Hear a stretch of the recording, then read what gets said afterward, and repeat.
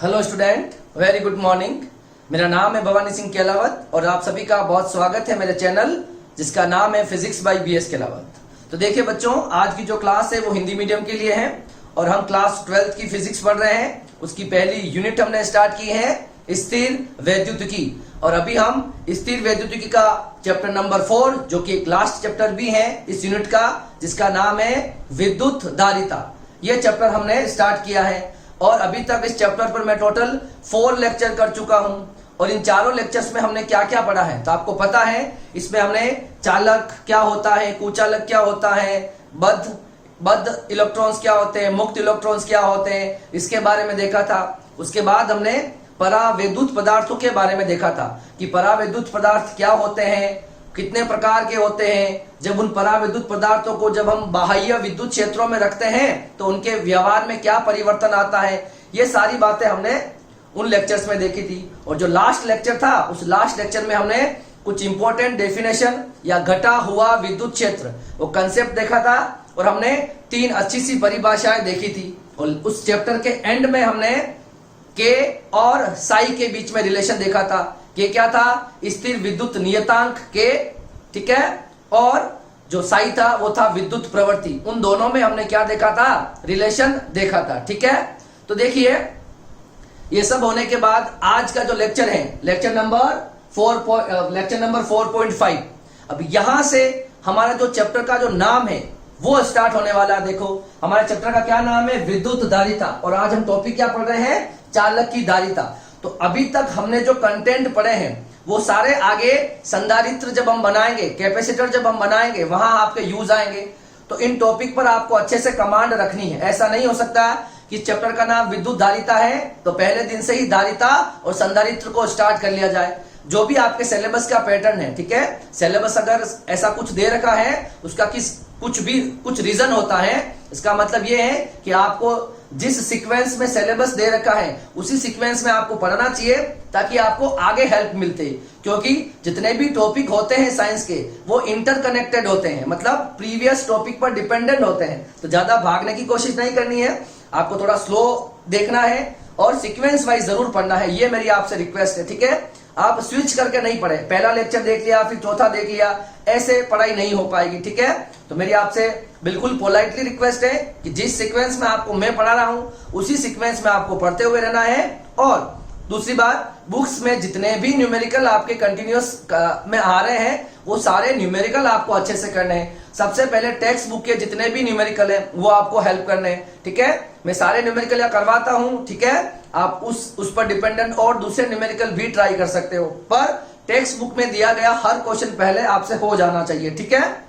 अब देखिए आज का जो टॉपिक है हमारे पास विद्युत धारिता। देखो इन दिनों में बहुत सारे नए बच्चे मेरे चैनल से जुड़ रहे हैं या मुझसे पर्सनली भी जुड़ रहे हैं, नोट्स के किसी भी थ्रू से जुड़ रहे हैं बच्चे, ठीक है। तो मेरी उनसे रिक्वेस्ट है कि प्लीज आप चैनल के जो लिंक है उनको शेयर करें, वीडियोस को शेयर करें, ठीक है। अगर मैक्सिमम आपका सपोर्ट मिलेगा या रेस्पॉन्स मिलेगा तो ज्यादा एनर्जी से वीडियोस जल्दी में बना पाऊंगा, क्योंकि रेस्पॉन्स आना भी इम्पोर्टेंट है। हम भी काफी हार्ड वर्क करते हैं, काफी टाइम लगता है। अगर ये क्लासेस लाइव होती हैं तो ज्यादा दिक्कत नहीं आती, पर हमारे पास अभी मेरे पास इतने वो सारे एपरेटस की फैसिलिटीज नहीं है कि मैं ऑनलाइन वीडियोस को ले पाऊं। हाँ, मोबाइल से ऑनलाइन हो पा रहा है पर उसमें फिर सारी जो मैं आपसे इंटरेक्शन करना चाहूंगा या कमेंट पढ़ना चाहूंगा वो नहीं हो पाएगा, ठीक है। उसके लिए मुझे सारी लैपटॉप और सारे इक्विपमेंट्स लाने होंगे, उसके लिए कुछ वक्त जरूर लग जाएगा, आपको पता है, ठीक है। और मैं भी बिल्कुल यूट्यूब पर नया हूं, ठीक है।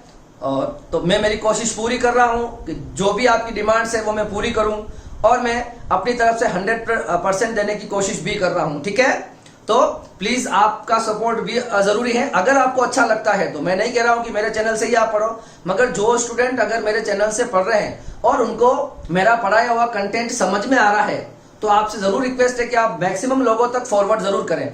आपके स्कूल के फ्रेंड्स हो सकते हैं, जूनियर्स हो सकते हैं, उनको जरूर आप फॉरवर्ड करें, ठीक है। उनको एक बार जरूर बोलें, ठीक है। अगर उनको अच्छा लगेगा कंटेंट तो वो आगे शेयर और सब्सक्राइब या जो भी उनको पसंद आएगा वो करेंगे, मगर एक बार आप जरूर ये कोशिश जरूर करें, ठीक है। तो ये तो हो गई मेरे चैनल की प्रमोशन की बात जो बहुत जरूरी है मेरे लिए, ठीक है। अब बात करते हैं हम आज का टॉपिक हम स्टार्ट करते हैं टॉपिक हमारा है चालक की धारिता। क्या है? चालक की धारिता। देखो तो हमारा यूनिट का नाम जो है वो क्या है? धारिता। और आज टॉपिक हम स्टार्ट कर रहे हैं चालक की धारिता। यहीं से कहानी स्टार्ट होती है जो हम इस चैप्टर में पढ़ना चाहते हैं। और अभी तक हमने जो कंटेंट पढ़े हैं वो आगे संधारित्र बनाते वक्त यूज आएंगे। ठीक है, तो देखो आज हम नॉर्मली क्या पढ़ेंगे? चालक की धारिता क्या होती है। देखो धारिता का मतलब होता है, धारिता शब्द का क्या मतलब है? तो ग्रहण करने की क्षमता। क्या होता है? कोई भी वस्तु या कोई भी चालक क्या होगा? उसके पास ग्रहण करने की एक क्षमता होगी। ठीक है, अब ये क्या कहना चाह रहा? जैसे कि मेरे पास सपोज ये कोई चालक है, ठीक है, अब इस चालक की धारिता होगी। धारिता का मतलब इसके पास आवेश ग्रहण करने की एक क्षमता होगी। एक निश्चित सीमा के बाद इस चालक को मैं आवेश नहीं दे सकता हूं। मतलब किसी चालक की आवेश ग्रहण करने की क्षमता उसकी धारिता कहलाती है। क्या हो गया? किसी चालक की आवेश ग्रहण करने की क्षमता उसकी क्या कहलाएगी? धारिता, जिसे हम कहते हैं कैपेसिटेंस कहते हैं। समझ में आ रहा है? तो जैसे मेरे पास ये कोई चालक है, अगर मैं इसको आवेश दूंगा, ठीक है, तो एक सीमा ऐसी आएगी, उसके बाद मैं इसको आवेश नहीं दे पाऊंगा। अगर मैं दूंगा तो क्या होगा? आवेशों का विसर्जन होने लगेगा। क्या होगा? आवेशों का विसर्जन होने लगेगा। कहां पर होगा विसर्जन? वातावरण या बाहर। ठीक है, बाहर जो वातावरण है उसमें विसर्जन होने लग जाएगा।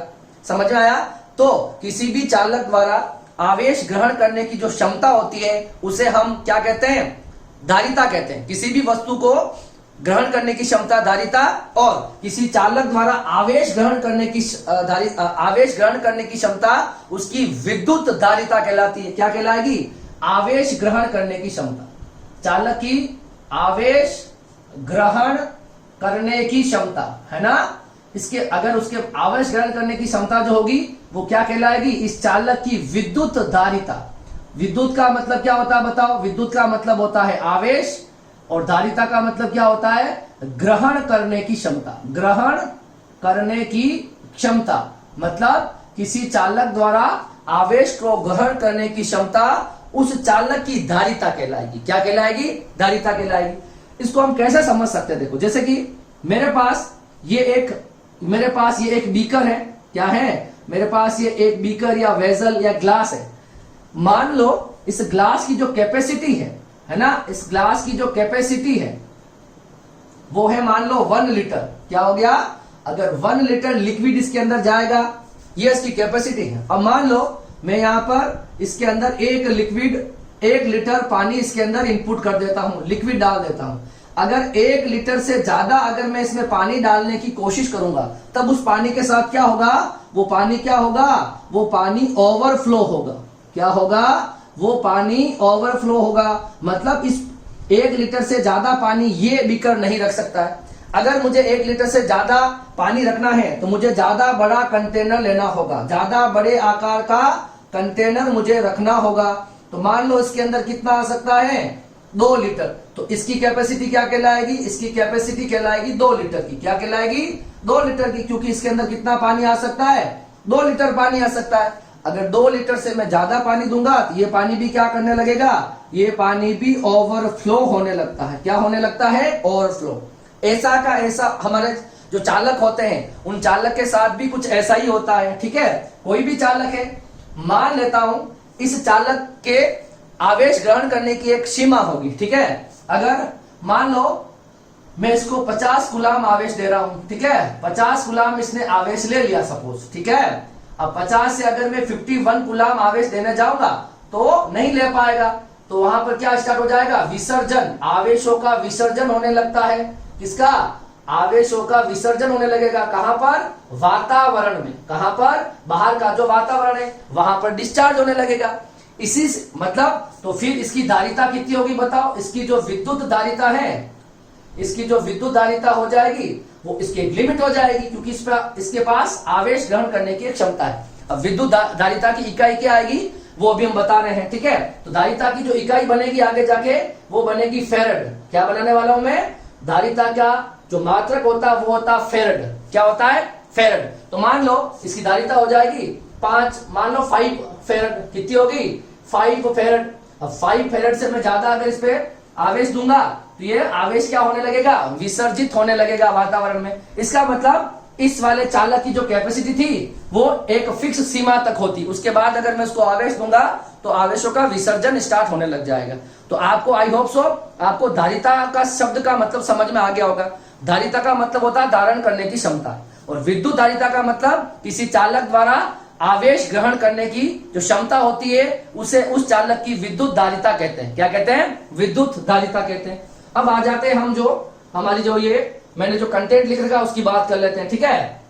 अतः किसी चालक की धारिता का अर्थ है उसके द्वारा विद्युत आवेश ग्रहण करने की क्षमता, ठीक है। तो कोई भी चालक इतना आवेश ग्रहण कर सकता है वो उसकी विद्युत धारिता कहलाती है। अर्थात प्रत्येक चालक द्वारा आवेश ग्रहण करने की एक क्षमता है, उस सीमा के बाद अगर चालक को आवेश दिया जाता है तो आवेशों का विसर्जन वातावरण में होने लगता है। इससे एग्जाम्पल से समझा रखा है, किसी बर्तन में पानी भरा जाता है तो पानी का तल बढ़ता है। क्या बढ़ता है? पानी का तल बढ़ता है। इसी तरह से अगर किसी चालक को आप आवेश दोगे तो उसका विभव बढ़ेगा। क्या बढ़ेगा? विभव। तो इसका जो मैथमेटिकल पार्ट है वो हम इधर करते हैं। मतलब देखो, धारिता का कुछ मतलब तो आपको समझ में आ गया होगा क्या होता है ना। विद्युत धारिता का मतलब किसी चालक द्वारा आवेश ग्रहण करने की क्षमता उसकी विद्युत धारिता कहलाती है। क्या कहलाती है? तो देखो, जैसे कि आपके पास ये कोई एक पानी का एक बीकर है, जैसे जैसे इसके अंदर आप पानी डाल रहे हो, क्या डाल रहे हो? जैसे जैसे इसके अंदर आप पानी इनपुट कर रहे हो तो इसका क्या बढ़ रही है? इसका तल बढ़ रहा है, पानी का जो ऊंचाई है वो बढ़ती जा रही है। मतलब जैसे जैसे आपने वाटर इनपुट किया वैसे वैसे पानी के तल की ऊंचाई, है ना, तल की ऊंचाई क्या हो रही है? बढ़ रही है। ये तो इस पानी की ग्लास के साथ हो गया सपोज। अब हम क्या करते हैं, सपोज देखो हमको देखना है चालक की धारिता। तो देखो ये मेरे पास एक चालक है, ठीक है। ये उसकी आर त्रिज्या का एक चालक है। इस चालक को मैंने आवेश देना स्टार्ट किया। जब पहली बार मैं आवेश दूंगा, देखो जब पहली बार हम इसको आवेश देंगे, ठीक है। अब दूसरी बार जब मैं आवेश दूंगा तो ये पहला वाला आवेश उसका विरोध करेगा, तो आपको कार्य करना पड़ेगा। क्या करना पड़ेगा? कार्य करना पड़ेगा। जब तीसरा आवेश दूंगा और कार्य करना पड़ेगा। इस तरह से मेरा कार्य बढ़ता ही चला जाएगा। क्या बढ़ा जाएगा? मतलब किया गया कार्य, है ना, आवेश को यहां पर लाने का किया गया कार्य बढ़ता रहेगा। तो आपको पता चलना चाहिए जैसे जैसे आप आवेश दे रहे हो तो आपका किया गया कार्य बढ़ रहा है। किया गया कार्य का मतलब आवेश पर किया गया कार्य विभव कहलाता है। क्या कहलाता है? विभव। इसका मतलब जैसे जैसे आप किसी चालक को आवेश दोगे तो क्या बढ़ेगा? उसका विभव बढ़ेगा। क्या बढ़ेगा? जैसे जैसे हम किसी चालक को आवेश देते हैं तो उस चालक की सतह पर विभव बढ़ने लगता है।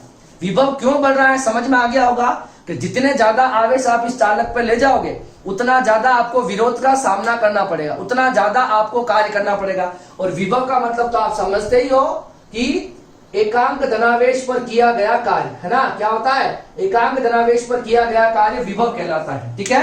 तो जिस तरह से मैंने इस बीकर के अंदर पानी भरा, इसकी ऊंचाई बढ़ी, वैसे ही किसी चालक पर आवेश देने पर उसका विभव क्या हो जाता है? बढ़ जाता है। तो क्या बताया? देखो Q इक्वल टू समानुपाती क्या हो गया है? V हो गया। यहां पर अगर ये समानुपातिक का निशान हटेगा तो यहां पर एक नियतांक आएगा जो C होगा। तो Q बराबर क्या हो जाएगा? CV। तो Q यहां पर क्या है? आवेश, V यहां पर क्या है? विभव, और C यहां पर क्या हो जाएगी? धारिता। क्या हो जाएगी? विद्युत धारिता हो जाएगी, ठीक है। अच्छा, विद्युत धारिता होगी तो यहां पर हम C की इकाई की बात कर लेते हैं। तो C की इकाई होती है वो होती फैरड। किसमें नापते हैं? विद्युत धारिता को हम किसमें नापते हैं? फैरड में नापते हैं। किसमें नापते हैं? फैरड में नापते हैं। तो Q बराबर CV, ठीक है। तो C एक यहां पर क्या आया? C यहां पर क्या आया? देखो C यहां पर एक नियतांक है। C क्या आ गया? C यहां पर एक नियतांक है। एक बात आप ये ध्यान रखोगे जीवन में कि C जो होगा, C एक नियतांक है। तो C जो होता है, C का मान Q एवं V पर निर्भर नहीं करता। C का मान Q एवं V पर निर्भर नहीं करता है। सुनना ध्यान से। सर ये क्या बोल रहे हो आप? हाँ, तो C का जो मान होगा, किसी भी चालक की धारिता नियत रहती है, मतलब वो Q और V पर निर्भर नहीं करेगी। मैं आपको देखो इसको समझने के लिए हम क्या करेंगे, एक एग्जाम्पल से मैं आपको इस लाइन को समझाता हूं। हम ये बहुत बार एग्जाम में गलती कर जाते हैं, जब भी आपको C का मतलब पूछा जाता है हम Q और V पर निर्भरता बता के आ जाते हैं, जो कि पूरी तरह गलत है। कैसे? देखो मेरी बात समझने की कोशिश करना, यहां से Q इक्वल टू मेरे पास क्या आया CV, और C मेरे पास क्या आ गया Q अपॉन V। कोई दिक्कत तो नहीं है इसमें, C बराबर क्या आ गया Q अपॉन V। अब एक बात समझना, मेरे पास एक चालक है सपोज, ठीक है, ये चालक है, इस चालक पर मैं देता हूं सपोज 4 कूलाम आवेश, 4 कूलाम मैंने आवेश दिया। मान लो इस चालक का विभव बढ़ गया, इसका विभव बढ़ गया मानो 2 वोल्ट, कितना बढ़ गया 2 वोल्ट। बताओ इस चालक की धारिता कितनी हो जाएगी। ये मेरे पास कोई चालक था, ठीक है, इस चालक के साथ मैंने कुछ ऐसा किया, तो C बराबर क्या हो जाएगा Q अपॉन V। आपने Q कितना दिया 4 और V कितना आया, V कितना आया बताओ 2, ठीक है, तो धारिता कितनी हो जाएगी बताओ 2 फैरेड, कितनी हो जाएगी 4 अपॉन 2 फैरेड। अब वापस आप यही चालक लो, सुनना ध्यान से, वापस आप इसी चालक को लो, इसी चालक पर आवेश आप और बढ़ा दो, आवेश आपने कर दिया सपोज 8 कूलाम, तो विभव कितना बढ़ जाएगा 4 वोल्ट से बढ़ जाएगा, ये फिक्स है। देखो तो C बराबर वापस निकाल लो, C बराबर Q अपॉन V, तो आपने आवेश दिया 8 कूलाम, विभव बढ़ गया 4 वोल्ट, तो कितना आ गया 2 फैरेड आ गया, कितना आ गया 2 फैरेड आ गया। तो अब देखो इस Q और V का जो अनुपात है वो तो सेम ही रहा ना, चालक वो का वो लिया, पहले आपने 4 कूलाम आवेश दिया 2 वोल्ट बढ़ गया, तो इसकी धारिता कितनी है 2 फैरेड। फिर आपने सपोज 8 कूलाम आवेश दिया तो विभव 4 वोल्ट बढ़ गया, तो भी देखो ये दोनों आपको सेम दिख रहा है ना। इसका सेम होने का मतलब क्या हो गया कि किसी निश्चित चालक के लिए, किसी एक ही चालक के लिए जो Q और V का अनुपात होता है वो हमेशा एक समान आएगा, है ना। क्या लिखा, किसी निश्चित, मतलब किसी निश्चित चालक की धारिता, किसी निश्चित चालक के लिए, किसी निश्चित चालक के लिए Q और V का अनुपात, Q बाय V का अनुपात नियत रहता है। ये सबसे इंपॉर्टेंट बात है, नियत रहता है। तो आज के बाद जीवन में एक बात याद रखोगे कि धारिता जो होगी वो कभी भी किस पर निर्भर नहीं करेगी, Q और V पर निर्भर नहीं करेगा। कोई पूछे कि क्या V Q पर निर्भर करता है, यस करता है, जैसे जैसे Q बढ़ाओगे वैसे वैसे V बढ़ेगा, समझ में आ रहा है। मगर जो धारिता है वो एक नियतांक है, एक कांस्टेंट है पर्टिकुलर किसी चालक के लिए, तो उसका मान कभी भी Q और V पर निर्भर नहीं करता है, ठीक है। मैं इसको मिटा रहा हूं, मैं आगे कुछ और अच्छी सी बातें बताता हूं आपको, ठीक है। लिख लिया ये वाला, मिटा दूं, ओके, ठीक है। अब देखो मैंने जो उस बात को कहा है, तो बताओ सर धारिता किस पर निर्भर करेगी, क्या पूछा हमें। तो पहले तो हम क्या करते हैं, धारिता की परिभाषा की बात कर लेते हैं, ठीक है। तो धारिता इस पर निर्भर तो करेगा नहीं, तो सर एक और बात कि धारिता निर्भर किस पर करेगी सर, ठीक है, वो बात कर लेते हैं हम। तो देखो अगर आपने, मैं आपको एक और एग्जांपल, जैसे ओम लॉ पढ़ा हो 10वीं क्लास में अंदर, ओम का नियम, हम वापस 5वें चैप्टर में ओम का नियम पढ़ेंगे। ओम का नियम होता है V बराबर IR। अब देखो V, जैसे जैसे V बढ़ाते हैं वैसे वैसे क्या बढ़ती है, परिपथ में बहने वाली धारा बढ़ती है, और यहां से क्या आता है V बराबर IR आता है। V विभवांतर होता है, I धारा होती है, R प्रतिरोध होता है। तो प्रतिरोध यहाँ पर एक नियतांक होता है जिसका क्या होता है V और I, याद आया तुम्हें। अब आपसे कोई पूछे R की निर्भरता, आपको अगर याद हो तो R की निर्भरता, तो क्या R V और I पर निर्भर करेगा, नहीं करता है। R कभी भी V एंड I पर निर्भर नहीं करता है। तो किस पर करता है, निर्भर नहीं करता है। सेम देखो, नहीं करता है तो किस पर करता है, आपको याद होगा R जो होता है वो चालक की लंबाई के समानुपाती और उसकी अनुप्रस्थ काट के क्षेत्रफल के व्यक्त क्रमानुपाती। जैसे ये चालक है, ये इसकी लंबाई मान लो, ये इसका एरिया मान लो, तो प्रतिरोध जो होता है वो L और A पर निर्भर करता है। फिर आपको याद होगा R equals to rho L by A आया था। तो जो प्रतिरोध जो होता है वो तो किस पर निर्भर करता है, लंबाई और क्षेत्रफल पर, वो V और I पर निर्भर नहीं करता, क्योंकि ये नियतांक राशि है। किसी चालक का जो प्रतिरोध होगा वो उस चालक की लंबाई और उसके क्षेत्रफल के लंबाई के समानुपाती और क्षेत्रफल के व्यक्त क्रमानुपाती होता है, ठीक है। तो इस चीज से आपको Q बराबर CV भी समझ में आ गया होगा। जैसे V बराबर IR होता है तो Q बराबर CV हो गया। तो ये कंसेप्ट भी आपको थोड़ा बहुत समझ में आ गया होगा, आई होप सो, ठीक है। तो इस बात को ये ध्यान रखना है अभी हमेशा कि कभी भी चालक की जो धारिता होगी वो V और Q पर डिपेंड नहीं करेगी। जैसे जैसे आप Q बढ़ाओगे वैसे वैसे V बढ़ेगा। क्यों बढ़ेगा, क्योंकि जितना ज्यादा Q आप किसी चालक पे ले जाओगे उतना ज्यादा आपको कार्य करना पड़ेगा और आपको पता है एकांक धनावेश पर किया गया कार्य ही विभव है, तो उसका विभव तो बढ़ना ही बढ़ना है, तो Q बढ़ाओगे तो V बढ़ेगा, ठीक है। पर यहां पर C एक नियतांक है, तो ये किस पर निर्भर करता है, तो देखो C की निर्भरता बहुत इंपॉर्टेंट है। C की निर्भरता मुझे बताओ, मैंने आपको भी बताया कि 1 लीटर वाली जो पानी की ग्लास थी उसके अंदर 1 लीटर पानी ही आएगा। अगर आपको ज्यादा पानी भरना तो आकार बड़ा कर लो, 2 लीटर वाली ले लो, ज्यादा पानी आ जाएगा, धारिता उसकी कैपेसिटी बढ़ जाएगी। इसी तरह से जो इसकी निर्भरता होती है ना, C का मान चालक के आकार एवं आकृति पर निर्भर करता है, आकृति पर निर्भर करता है, ठीक है। जितना बड़ा चालक उतनी ज्यादा उसकी धारिता आवेश ग्रहण करने की। दूसरा बात, C का मान पास में रखे किसी अन्य चालक की प्रकृति पर, अन्य चालक की प्रकृति पर, मतलब किसी की धारिता इसके आसपास अगर कोई दूसरा चालक लाके रख दूंगा ना, तब भी इसकी धारिता के साथ कुछ होगा, तो मतलब किसी चालक की धारिता पास में रखे हुए किसी अन्य चालक की प्रकृति पर क्या करता है, निर्भर करता है, ठीक है। और एक लास्ट हो गया माध्यम पर, क्या हो गया, माध्यम, है ना, जिसे हम कहते हैं विद्युतशीलता, नहीं कहते हैं विद्युतशीलता का मान, है ना। परावैद्युत नियतांक हर माध्यम के लिए अलग अलग होता है ना, तो माध्यम की प्रकृति पर, है ना, माध्यम की प्रकृति पर, मतलब उस चालक के बीच में या आसपास कौन सा माध्यम है, तो माध्यम की प्रकृति पर निर्भर करेगा। इसके लिए लिख सकते हैं आपके या एप्सिलॉन आर जो होता है प्रत्येक माध्यम के लिए, याद है, ये होता है परावैद्युत नियतांक, परावैद्युत नियतांक होता है, तो इसके ऊपर, है ना, तो माध्यम की प्रकृति पर भी निर्भर करेगा। तो अगर आपको C की निर्भरता पूछे तो आपको ये आंसर लिखना है, ठीक है। ये बात समझ में आ गया, तो Q बराबर CV, धारिता का छोटा मोटा कंसेप्ट आपको समझ में आ गया होगा कि धारिता किस पर निर्भर करती है, ठीक है। अगर ये आपने लिख लिया हो तो मैं इसको मिटाना चाहता हूं, इसको हम थोड़ा आगे अच्छे से और पढ़ेंगे कि धारिता क्या होती कैसे नहीं, ठीक है। ये कंसेप्ट क्लियर है।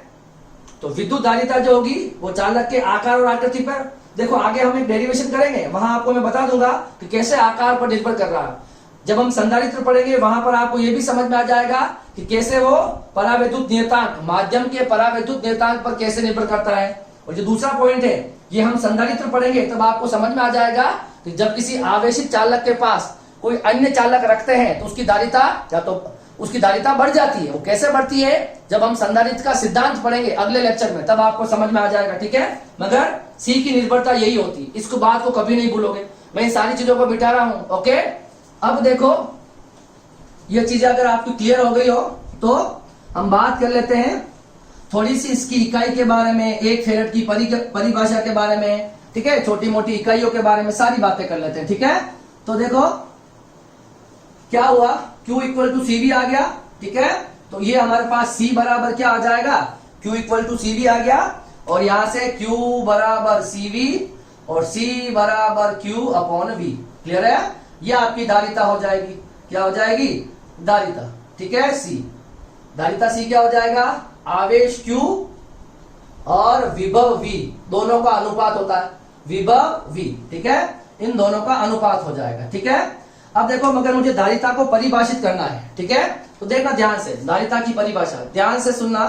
धारिता की परिभाषा क्या दोगे आप, वो तो समझ गया आप कि किसी चालक के द्वारा आवेश ग्रहण करने की क्षमता उसकी धारिता कहलाती है। इस फॉर्मूले से कैसे समझाओगे बताओ।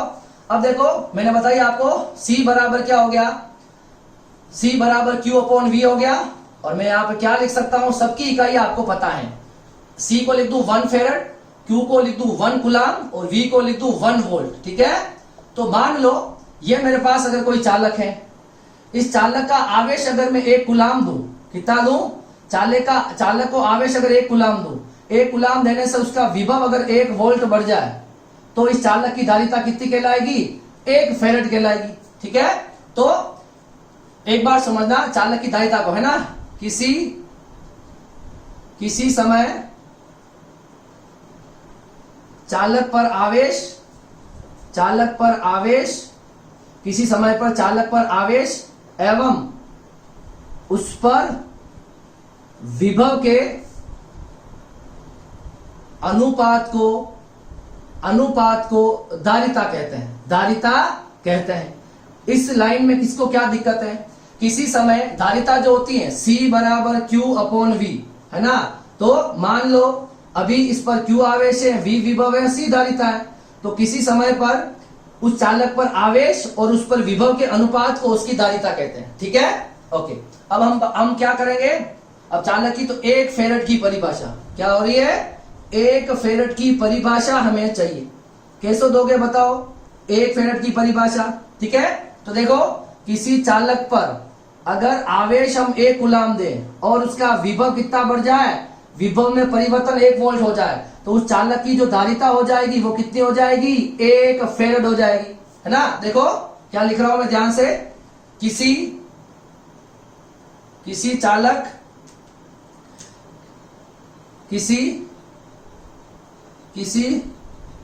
चालक को 1 कूलाम आवेश देने पर उसका विभव 1 वोल्ट बढ़ जाता है, तो चालक की धारिता 1 फेरेड होगी। कितनी होगी? 1 फेरेड के बराबर होगी। कोई समस्या है क्या? तो 1 फेरेड की परिभाषा आई होप सो आप दे सकते हो। ठीक है, अब देखो आगे नेक्स्ट क्या है। अब हम बात करेंगे जो फेरेड जो होती है, फेरेड एक बड़ी इकाई है। क्या है? फेरेड एक बड़ी इकाई है। तो धारिता की छोटी इकाइयां हमको न्यूमेरिकल में और सब जगह छोटी इकाइयां काम आएगी। ठीक है, पता है आपको मिली फेरेड, मिली, माइक्रो, नैनो और पीको। ठीक है, मिली फेरेड, माइक्रो फेरेड, नैनो और पीको फेरेड। तो 1 मिली फेरेड 10 की घात -3, 10 की घात -6, 10 की घात -9 और 10 की घात -12। याद कर सकते हो कैसे? मिली, माइक्रो, नैनो, पीको। मिली, माइक्रो, नैनो और पीको फेरेड, ये चारों इसकी छोटी इकाइयां हैं जो हमको न्यूमेरिकल में काफी काम आएगी। क्लियर है? तो ये हमने पढ़ा है किसके बारे में? चालक की धारिता के बारे में। ठीक है, और चालक की जो धारिता होती है वो किस पर निर्भर करती है? वो करती है चालक के आकार, आकृति और माध्यम एवं पास में रखे किसी और चालक की प्रकृति पर विद्युत धारिता क्या करती है? निर्भर करती है। ठीक है, अब देखिए हमें क्या करना होगा। इकाई हमको पता चल गई, इसका विमीय सूत्र और निकाल लेते हैं। ठीक है, धारिता का विमीय सूत्र क्या करना है? धारिता का विमीय सूत्र काफी इंपॉर्टेंट हो जाएगा ये भी। ठीक है, मैं आपको पूरा निकाल के बता देता हूं। ठीक है, क्या हो जाएगा बताओ? C बराबर क्या हो गया? Q/V। V का क्या फॉर्मूला होता है? W/Q। ठीक है, अरे विभव का फॉर्मूला W/Q, ये Q ऊपर जाएगा। C बराबर Q²/W। ठीक है, Q का फॉर्मूला होता है I/T। आवेश क्या होता है? धारा इंटू समय, स्क्वायर का स्क्वायर। V क्या? W क्या हो जाएगा? बल इंटू विस्थापन। कार्य क्या होता है? बल इंटू विस्थापन। I की इकाई क्या होती है? एम्पियर, तो एम्पियर का स्क्वायर। T का क्या होता है? सेकंड, तो सेकंड का स्क्वायर। बल का क्या होती है विमीय सूत्र? M1 L1 T-2, ये होती है, याद होनी चाहिए। तो M1 L1 T-2, और नहीं तो आप F = ma से निकाल सकते हो। ठीक है, F = ma लगा के यहां पर आ जाएगा।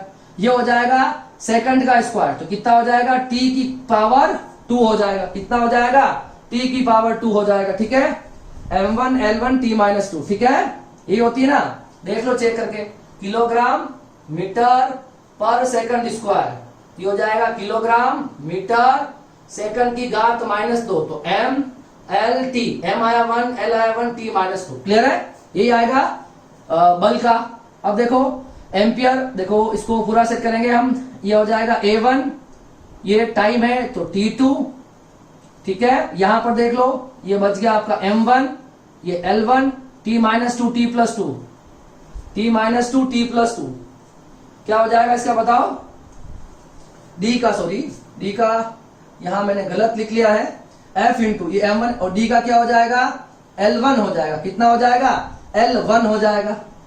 भाई यहां पर डी विस्थापन है, विस्थापन की इकाई होती है मीटर, तो L1 आएगा, तो ये हो जाएगा m1 L2 t माइनस 2।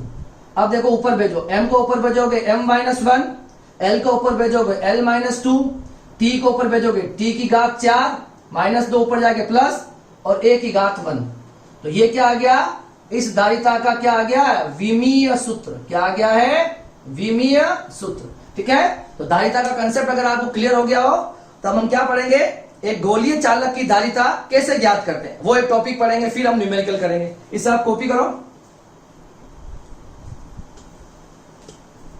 तो देखिए अब जो हमारा टॉपिक है, क्या है टॉपिक हमारा, विलगित गोलीय चालक की धारिता। मतलब मेरे पास एक गोलीय चालक है, ठीक है, उस गोलीय चालक की धारिता कितनी होगी। ठीक है, तो मैंने r त्रिज्या का एक गोला लिया है, उस r त्रिज्या के गोले को मैं दे रहा हूं आवेश। कितना आवेश दे रहा हूं, जैसे इस r त्रिज्या के गोले को मैं आवेश दूंगा, ये आवेश प्रतिकर्षित होके कहां चले जाएंगे, सारे के सारे आवेश पृष्ठ पर चले जाएंगे। ठीक है, तो मैंने इसको कितना आवेश दिया है, मैंने इस गोले को कितना आवेश दिया है, टोटल Q आवेश दिया है। और आपको पता है जैसे जैसे इस पर आवेश की मात्रा बढ़ेगी वैसे वैसे इसका विभव भी क्या होगा, बढ़ेगा। तो इस पर विभव कितना हो गया, मान लो इसको हमने Q आवेश दिया, जिससे इस चालक का विभव भी बढ़ गया है। तो जो डायग्राम कह रहा है वो हम लिख लेते हैं। देखो, माना कोई R त्रिज्या का गोलीय चालक है, माना कोई R त्रिज्या का गोलीय चालक है जो निर्वात में रखा है। कहां रखा है, जो निर्वात में रखा है। ठीक है, गोलीय चालक को Q आवेश गोलीय चालक को Q आवेश दिया जाता है, जिससे गोले का विभव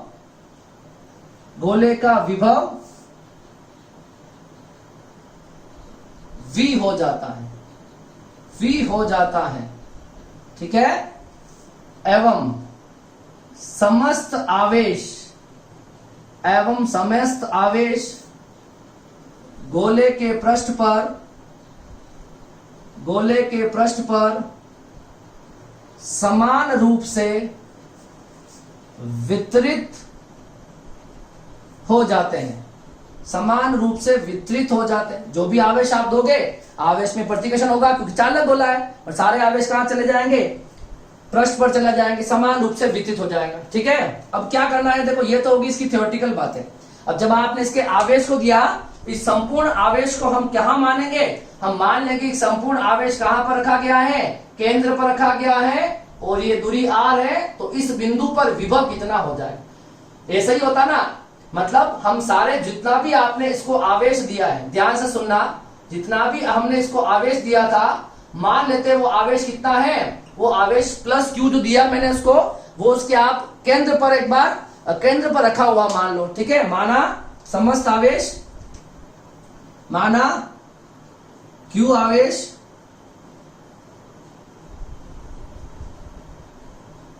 केंद्र पर है। मेरी बात समझना इस बात को, क्योंकि जब हम आवेश देंगे तो आवेश जाता तो यही है, पर पृष्ठ पर विकसित हो जाता है, और इसका रिजल्ट भी हमने निकाला हुआ है ना। देखो, Q आवेश के कारण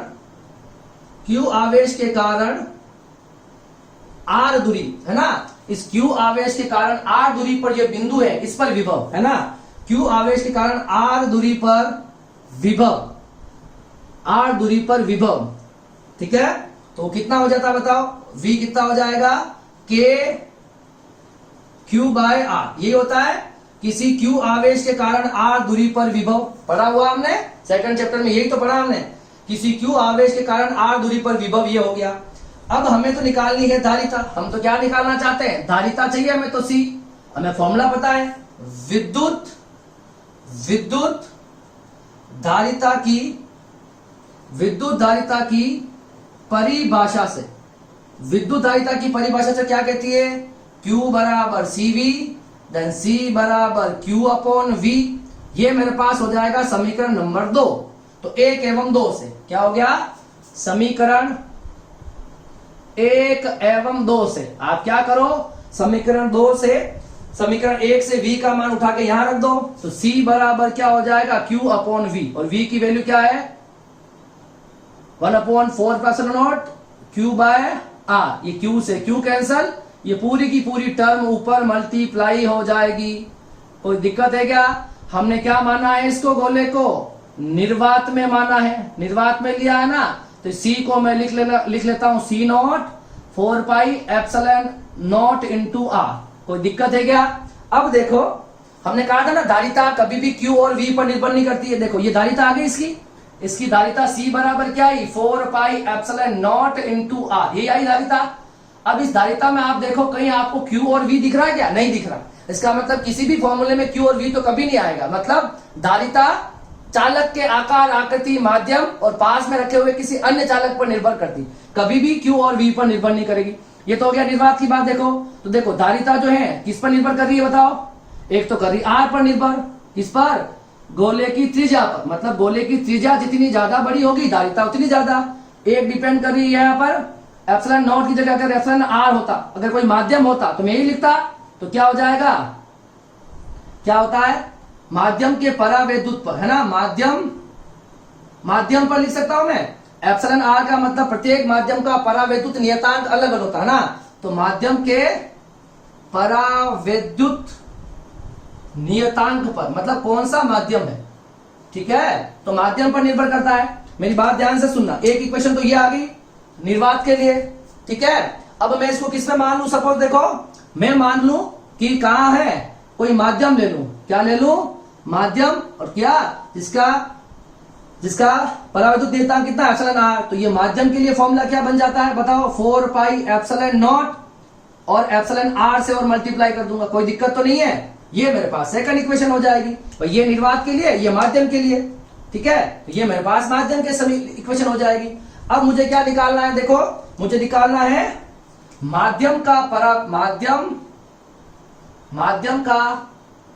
परावैद्युत नियतांक, ध्यान से सुनना, मैं माध्यम का परावैद्युत नियतांक निकालना चाहता हूं। मुझे बताओ माध्यम के लिए फॉर्मूला कितना है, 4 pi epsilon not epsilon R into R। मुझे बताओ इसकी वैल्यू कितनी है, सिर्फ इसकी 4, देखो 4 pi epsilon naught into R को क्या लिख सकते हैं, C0। तो 4 pi epsilon naught into R को क्या लिख लेंगे, C0, और ये हो जाएगा एप्सिलॉन R। एप्सिलॉन R कितना आ गया, Cm अपॉन C0। मतलब किसी माध्यम का परावैद्युत नियतांक जो होता है वो क्या होता है, माध्यम में धारिता, क्या हो जाएगा, माध्यम में धारिता, किसी भी चालक की माध्यम में धारिता एवं निर्वात में धारिता का अनुपात जो होता है वो माध्यम का परावैद्युत नियतांक कहलाता है। कोई दिक्कत नहीं है। तो देखो मैंने एक गोलीय चालक लिया है, एक गोलीय चालक की धारिता निकाली मैंने, कितनी आई है, 4 pi epsilon naught into R। आपको पता है 1/4 की वैल्यू कितनी होती है, ये तो पता होगा, 9 इंटू 10 की घात 9 न्यूटन मीटर स्क्वायर पर कूलम स्क्वायर। क्या होता है बताओ, न्यूटन मीटर स्क्वायर पर कूलम स्क्वायर ही होता है ना इसकी यूनिट।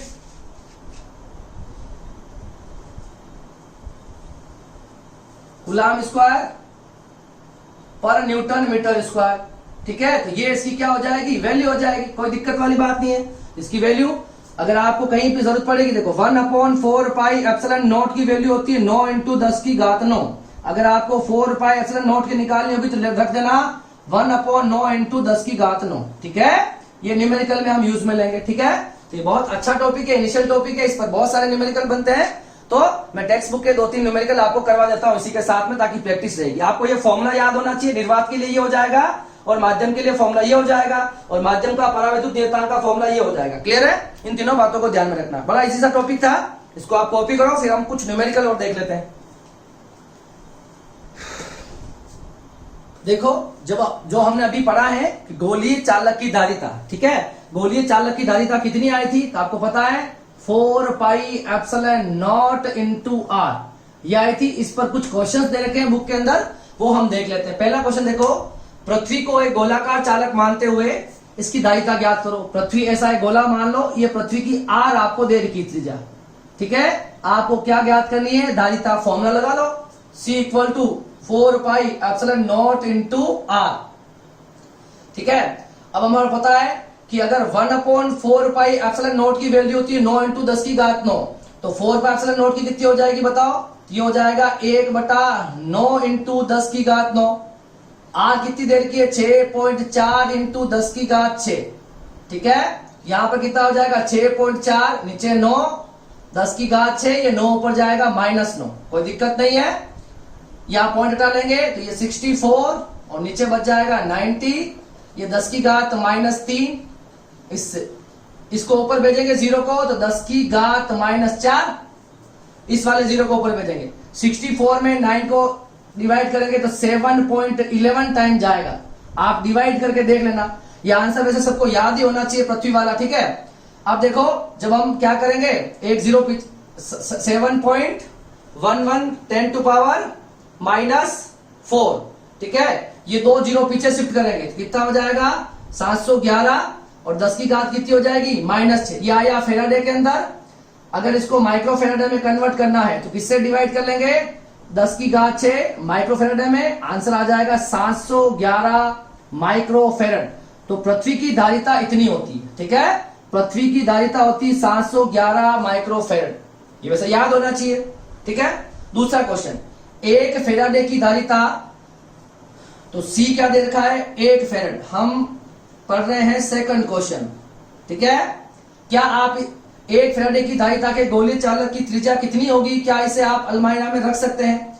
1 फेराडे आपको दे रखा ये, और इसकी धारिता दे रखी 1 फेराड। आपसे इसकी त्रिज्या पूछी है और ये भी पूछा है कि क्या आप इसे अपने घर की अलमारी में रख सकते हैं, स्पष्ट करो, ठीक है। तो देखो C कितना हो जाएगा 4 pi epsilon naught into R, यही पूछा है।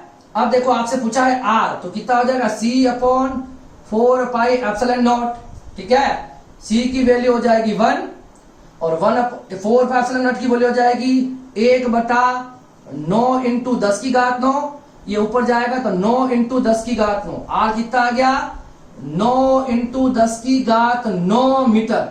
अब ये त्रिज्या आप सोच के देखो कितनी बड़ी है, 9 के पीछे 9 0 लगाओ, ये तो पृथ्वी से भी 1400 गुना ज्यादा बड़ी है, पृथ्वी से 1400 गुना ज्यादा बड़ी है।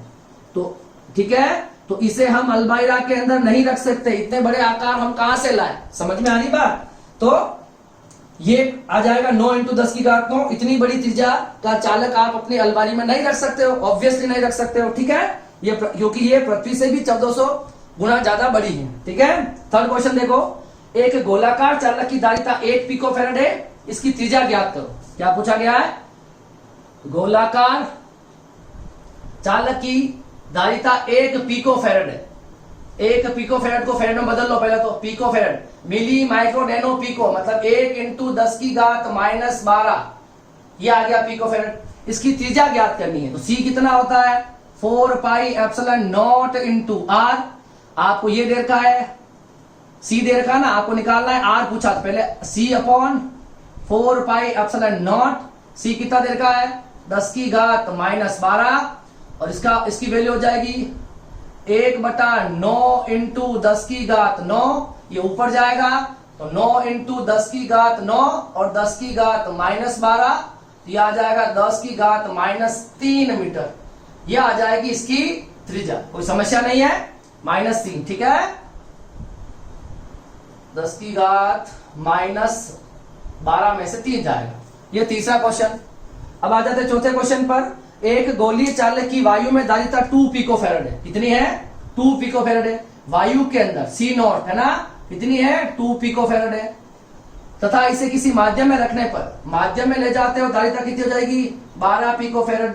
हमसे माध्यम का पराविद्युतांक पूछा है। आपको अगर फॉर्मूला याद हो तो छोटा सा डायरेक्ट याद हो तो अच्छी बात है, नहीं तो माध्यम के लिए धारिता क्या होती है 4 pi epsilon not epsilon R into capital R। और ये जो होता है ये वाला, इसको कहते हैं हम सी नॉट, है ना। सी नॉट की वैल्यू कितनी होती है बताओ, सी नॉट कितना होता है 4 pi epsilon naught into capital R. तो इसकी जगह हम रख देंगे सी नॉट और ये आ जाएगा एप्सिलॉन आर। एप्सिलॉन आर हो जाएगा C M upon C naught. C M की वैल्यू कितनी दे रखी है 12, सी नॉट की वैल्यू दे रखी है 6। पिको फेरेड से पिको फेरेड कैंसिल हो जाएगा क्योंकि इसकी कोई इकाई नहीं होगी, दोनों पिको फेरेड में ना कैंसिल हो जाएंगे। पिको फेरेड कैंसिल, तो आ गया 2। क्या आ गया? तो उस माध्यम का परावैद्युतांक कितना आया? 2 आया। कितना आया? 2 आया। तो ये थे इस पे कुछ क्वेश्चन इससे रिलेटेड जो इजीली आप कर सकते हो अगर आपको वो फॉर्मूला पता है तो, ठीक है। तो आज की क्लास में हमने क्या देखा है, हमने धारिता का कंसेप्ट समझ लिया है और हमने किसी गोलीय चालक की धारिता, देखो ये गोलीय चालक जो है ना, ये इसको हम संधारित्र भी कह सकते हैं। देखो जो भी आवेश ग्रहण करेगा ना वो संधारित्र है, जिसके पास ऊर्जा होती है वो संधारित्र है, मगर इसकी ऊर्जा हमारे किसी काम की नहीं है। इसी वजह से हम अगले चैप्टर में खुद संधारित्र बनाना सीखेंगे। ये ऊर्जा जो होती है, देखो संधारित्र क्या करता है, ऊर्जा को संचित करता है। हम आगे नेक्स्ट लेक्चर में यही बात करेंगे हम, ठीक है। तो ये भी तो गोला था, इस पर भी आवेश दे रहा हूं, किया गया कार्य ऊर्जा के रूप में संचित हो रहा है, मगर उस ऊर्जा का आप कहीं उपयोग वापस नहीं ले सकते हो। बाकी इस गोलीय चालक जो हमने भी पढ़ा है उसको गोलीय संधारित्र भी कहा जा सकता है, इसको हम कोई चैलेंज नहीं कर सकता, मगर ये संधारित्र हमारे किसी उपयोग का नहीं है क्योंकि इसमें जो ऊर्जा संचित हुई है ना उसका यूज मैं नहीं कर सकता हूं। अब इसका यूज करना है तो हमें स्पेशल टाइप के संधारित्र बनाने होंगे, जो सबसे पहले हम नेक्स्ट क्लास में संधारित्र को बनाना सीखेंगे और फिर हम संधारित्रों के प्रकार के बारे में पढ़ेंगे, ठीक है। तो आज की क्लास के लिए इतना ही। अब मिलेंगे हम नेक्स्ट क्लास में, तब तक के लिए थैंक यू सो मच। आप लोग घर पे रहिए और जम के पढ़ाई करते रहिए। Thank you so much.